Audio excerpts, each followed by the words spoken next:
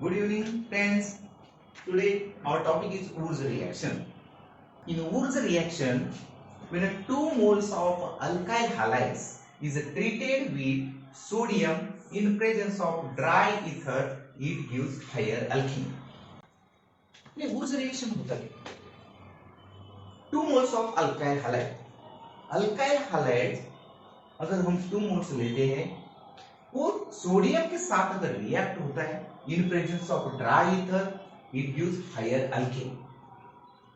तो हम general reaction देखते हैं RX alkyl halides is denoted as RX RX plus twice Na हमने 2 मोल्स ऑफ आरएक्स लिए in reacts with sodium in presence of dry ether it gives higher alkane.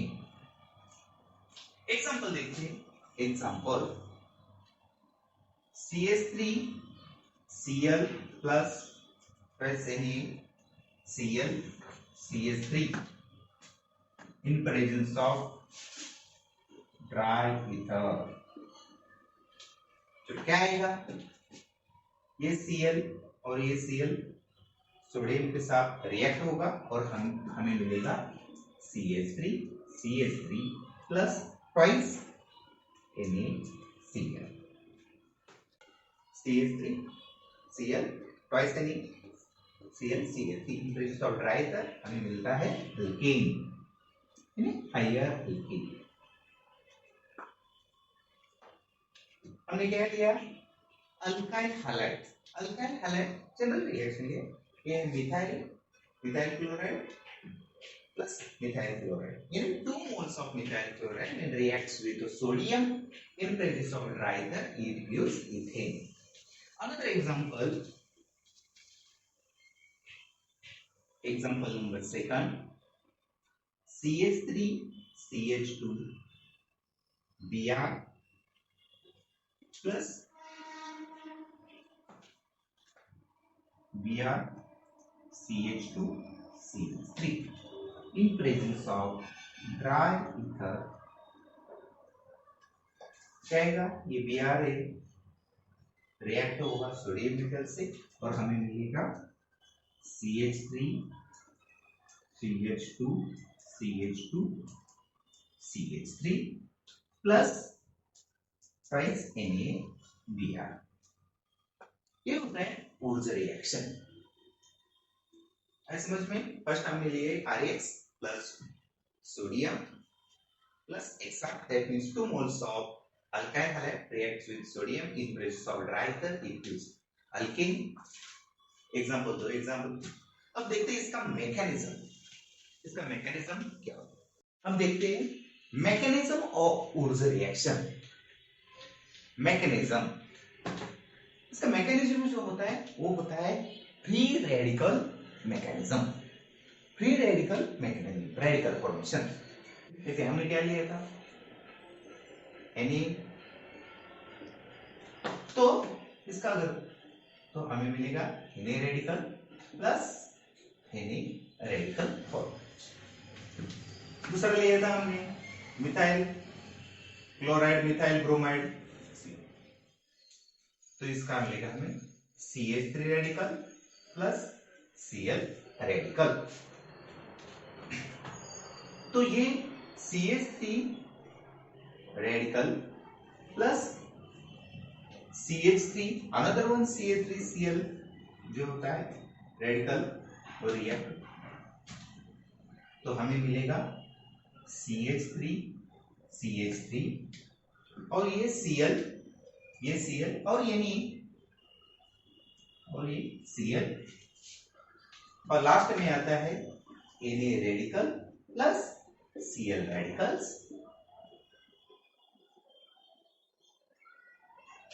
होगा NaCl। ये होता है इसका मैकेनिज्म। इस रिएक्शन में कुछ लिमिटेशंस रहती है। फर्स्ट लिमिटेशंस होता है हमने यूज किया है प्रेजेंस ऑफ ड्राई ईथर। हमारे दिमाग में आता है कि if the wet ether is used if the weight ether is used, we obtain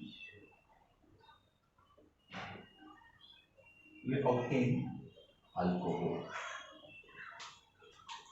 first limitations आता है कि अगर हमने ड्राई ईथर यूज किया था, ड्राई ईथर यूज करके हमें मिलता था अल्किन, अगर हमने वेट ईथर यानी एक्वस ईथर अगर हम यूज कर दे तो हमें मिलता है अल्कोहल। देखते हैं कैसे। हमने लिया था twice Na, right?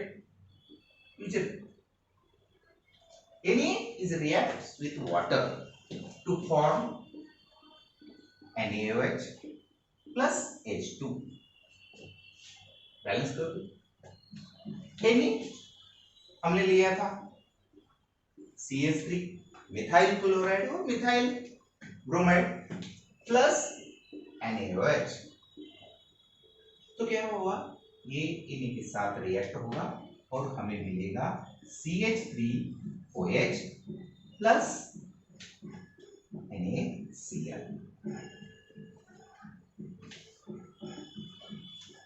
First limitations होता है, अगर हमने वेट ईथर अगर यूज किया वुर्ज रिएक्शन में तो क्या होगा, तो वुर्ज रिएक्शन में अगर वेट ईथर यूज करते यानी aqueous ether, presence of water की प्रेजेंस में अगर ईथर यूज करते तो सोडियम वाटर के साथ रिएक्ट होगा तो हमें मिलेगा NaOH अल्कली मिलता है और उसके साथ ही H2 गैस इवॉल्व होगा।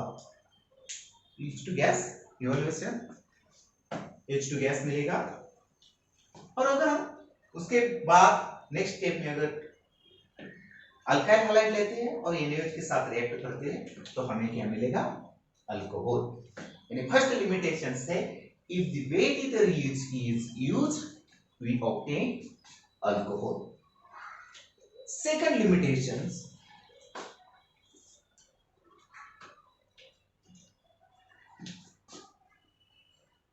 it is useful for preparation of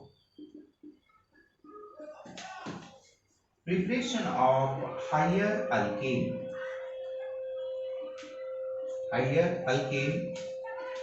with even number of carbon atom। second point है, it is useful for a preparation of higher alkane with even number of carbon atom। second point में क्या बताया कि ये useful होता है higher alkanes के लिए, प्रिपरेशन ऑफ हायर अल्केन्स इसलिए बनता है, लेकिन कैसा, even number of carbon atom. Third point है, Wood's reaction is fails with tertiary alkyl halide। ये इंपॉर्टेंट है, Wood's reaction is fails with tertiary alkyl halide।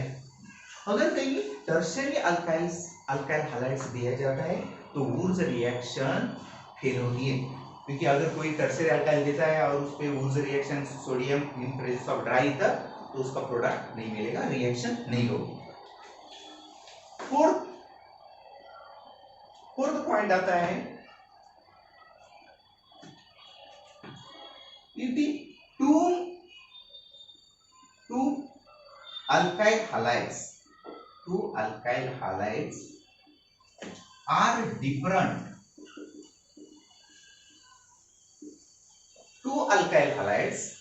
different, it gives mixture of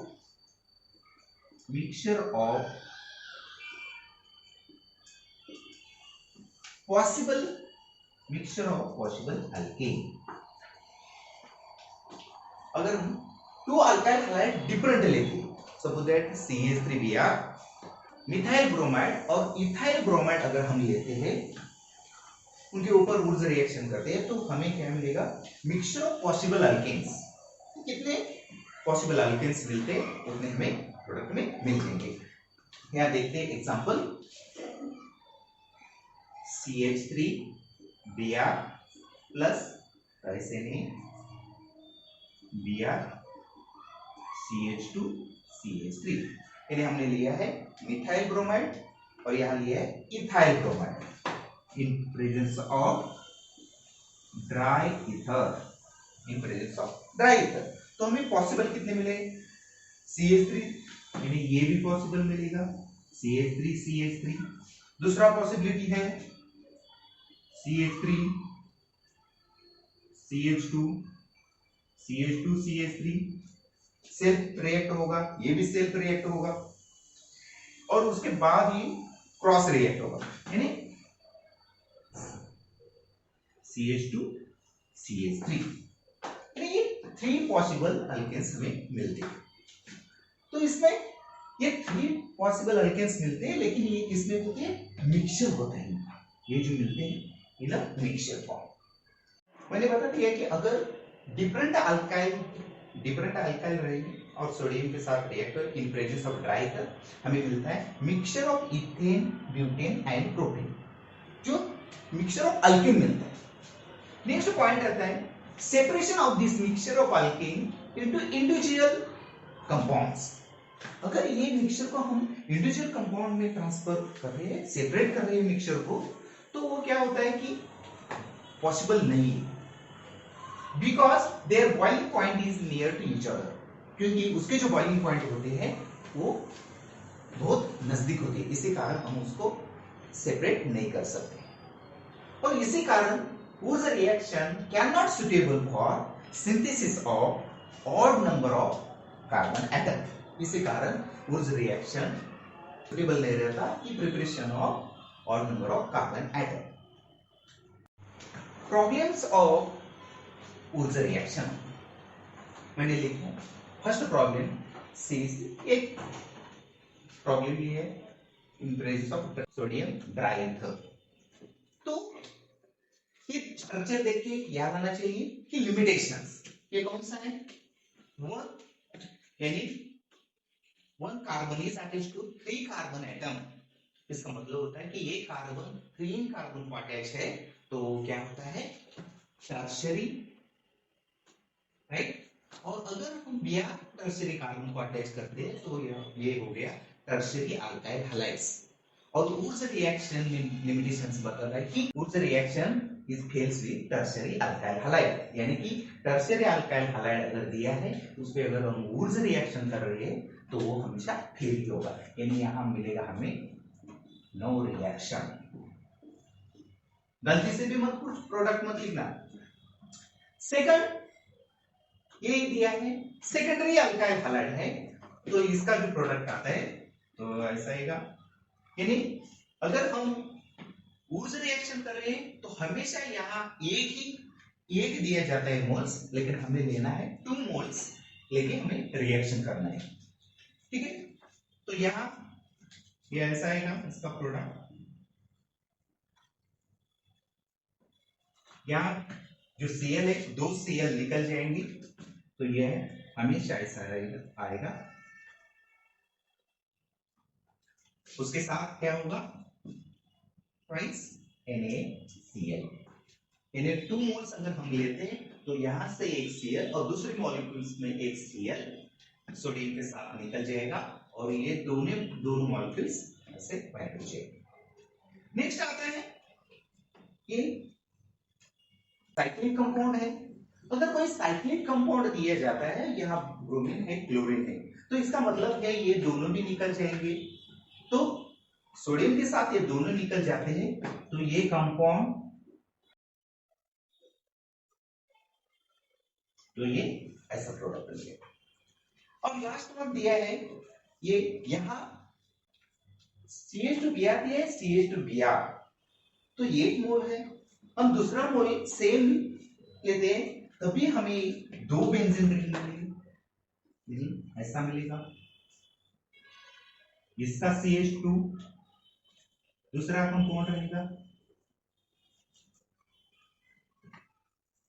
इसका CH2, यानी ये फॉर्मेशन होगा ऐसा, और बाकी कुछ जो बचे हैं ऐसा। और यहाँ पर जो CH3 है यह हम लिख सकते हैं CH3, और दूसरा जो स्ट्रक्चर है एक ऐसा प्रोडक्ट आएगा, या CH3 या CH3, और यहाँ भी लिख सकते हैं तो दूसरा प्रोडक्ट ये हमें ऐसा मिलता है। कभी कंफ्यूज मत होना कि ये अगर CH2 बिहार दिया है थोड़ा बड़ा दिया है तो कंफ्यूज मत होना, वुड्स रिएक्शन है। यहाँ अगर दिख रहा है sodium in presence of dry ether यानी वुड्स रिएक्शन है, लेकिन ये दो एग्जांपल है, तो ये दोनों एग्जांपल एग्जाम में आ सकते हैं। अगर कुछ इसमें से कुछ प्रोडक्ट समझ नहीं आ रहा है तो मैसेज कीजिए, मैं आपको इसका डिटेल्स मैकेनिज्म मैं आपको बता दूंगा और उस पे एक वीडियो डाल दूंगा इसका डिटेल मैकेनिज्म। Thank you.